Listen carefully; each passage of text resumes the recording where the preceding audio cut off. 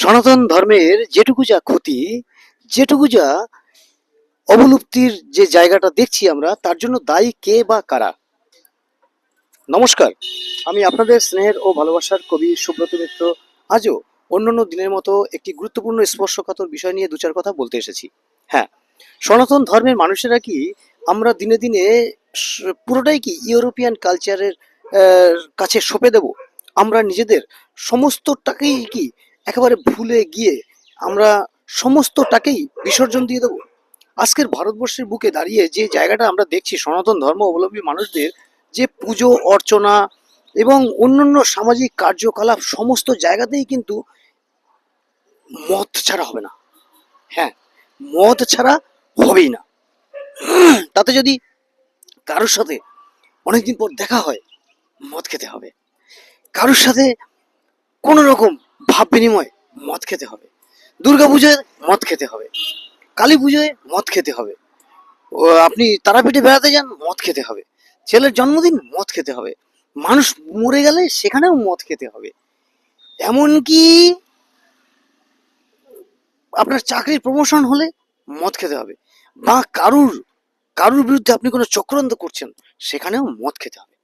এই যে সংস্কৃতি, এই যে অসভ্যতা, এগুলো আমাদের মধ্যে কে বা কারা দিল? এবং সবচেয়ে বড় বিষয় হচ্ছে আমরা এগুলোকে কেন গ্রহণ করলাম? এবং আমরা কি করে আশা করি যে আমাদের দ্বারা একটা সভ্য সুন্দর প্রজন্ম আগামী দিনে তারা এই দেশকে চালিত করবে? কি করে আশা করি? আমি বলবো এই বিষয়ে বর্তমান যুব সমাজ, বিশেষ করে যারা আমার মতো, যারা বাবা রয়েছেন, আমার মতো বয়সের যে মায়েরা রয়েছেন, তারাও কিন্তু একটা বড় বড় রকমের দোষী, বড় রকমের দোষী। কারণ এই ইয়াং জেনারেশন আহ,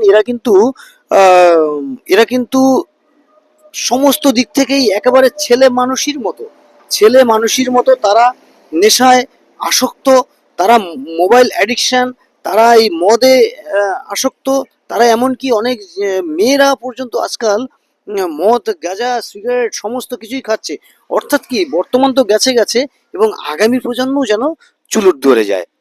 এবং এটা আমি দেখে দেখে এই সনাতন ধর্ম অবলম্বী মানুষদের মধ্যে এটা আমি বেশি দেখছি, যেটা ধর্মকে সামনে রেখে এগুলো কিন্তু করছে। হ্যাঁ, কালী পুজোয় দেখুন না, কালী পুজোয় মদ ছাড়া চলবেই না, চলবেই না। দুর্গাপুজোয় মদ ছাড়া চলবে না। এমনকি আমরা যে এই যে বিভিন্ন পুজো আর্চনা করি, নম নম নম নম হরে কৃষ্ণ হরে কৃষ্ণ হরে কৃষ্ণ